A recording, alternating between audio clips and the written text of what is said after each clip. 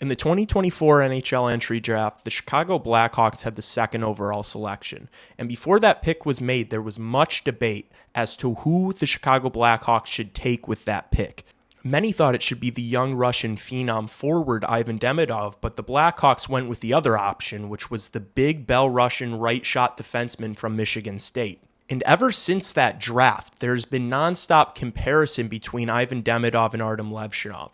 Every time Artyom Levshunov makes a bad play, turns the puck over, does something that upsets the fans, people immediately kick him while he's down and start talking about, oh man, if only we had Demidov. Oh man, if only we had Bedard and Demidov instead of. And I'll be the first to admit, I'll be the first to put my hand up and say I was one of those people, right? When things weren't going well last year, and he'd make a bad play, or at the start of this year, same deal, I would be like, oh my gosh, man, if only, again, first, I'll put my hand up. I may or may not have made a TikTok the day of the 2024 NHL draft saying that if the Chicago Blackhawks wanted a 6'2" righty, they could just have me come down to the United Center and they don't have to waste the second overall pick on it. That was me. I did that. But if I'm gonna sit here and criticize this young defenseman, if I'm gonna sit here and say, oh, if only we had this guy, if I'm going to perpetuate these narratives, if I'm gonna bring up these comparisons, well then I've got to make a video and I've got to talk about him when he's playing well.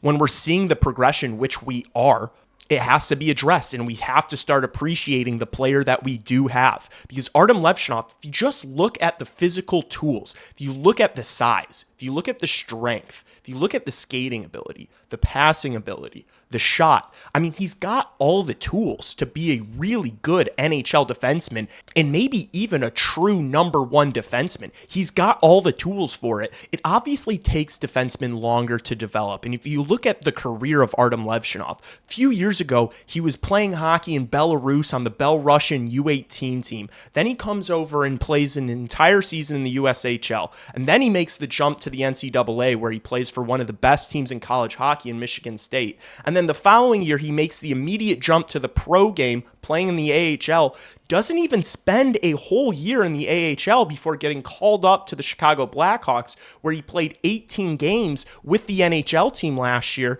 And then this is his second season in the NHL. He hasn't even played a full year in the A or the NHL. And he starts the year looking pretty similar to last year, right? Like at the start of the season this year, we were seeing a lot of those same mistakes, whether it was the bad pinches or picking up the wrong guy defensively or the bad pass or the bad penalty, right? We were seeing a lot of those same things. But over the past 7-8 games, over this 6-game road trip, he's been starting to clean that stuff up. Right? The errors have been less noticeable. They've been happening less frequently. He's been more solid in his own zone. He's passing the puck better. He's using his speed and his strength. He's not pinching on plays in the offensive zone where he has absolutely no business doing so and hurting his team. We're seeing so much less of that. And so I think we have to, give him a little, some stick taps, because he's gotten nothing. He's gotten nothing from this fan base. I know there are a few people on Twitter that are like, have him as their profile picture, but they still slander him. And it's time to start appreciating him for the way he's playing. Because if you take away the comparisons, the Blackhawks have a young, big, physical right shot defenseman who loves competing, loves his teammates, has a ton of offensive ability. And that is really hard to find in the NHL, in hockey in general. Like, I think if you just take the first 25 games of his NHL career, you might sit there and watch him and think, is this guy going to be successful at this level? Just because of how frequently he was making the bad plays. But now that those are happening less, it's so much easier to look ahead and think about what can this kid possibly become. And I want to talk about the power play because, most of the production has come off the power play, but that's not something to scoff at, right? Sam Rinzel started the year in that power play quarterback role. I think everybody was expecting him to have that spot the whole year, but the reality is the power play was struggling, and a lot of it was because of Sam Rinzel. Artyom Levshunov, what he's done better on the power play is he's facilitated better and quicker from the point, right? He's not getting the puck and holding onto it and trying to make a pass that leads directly to a goal. He's not looking for these, deflected shots. He's not trying to be the guy on the power play. He's just trying to keep the puck in the zone, facilitate it, and use the guys on that unit. when you're playing with 98, when you're on a power play unit with Connor Bedard, you don't have to be a world beater. You don't have to be Quinn Hughes, right? You got Connor Bedard. You just got to give him the puck. And that's what Artyom Levshunov's been doing better than Sam Rinzel. He's been so much more efficient on the cycle. However, I will say, Sam Rinzel is significantly better at carrying the puck up the ice, for the zone entries. I still just think Artyom Levshunov is clearly in his head, right? There's the language barrier. Every single year of his career, he's made a new jump. He's had a change of scenery. He's played in a different place with different teammates, different coaching staff, while trying to adapt to the North American game, all while maturing and becoming a man and like a real human being and not just a child. And you can see how he's in his head a little bit, especially when he's carrying the puck up on the power play, because it's so obvious that what he's getting asked to do is drop the puck to Connor Bedard every single time, right? They pretty much do the same thing every single time.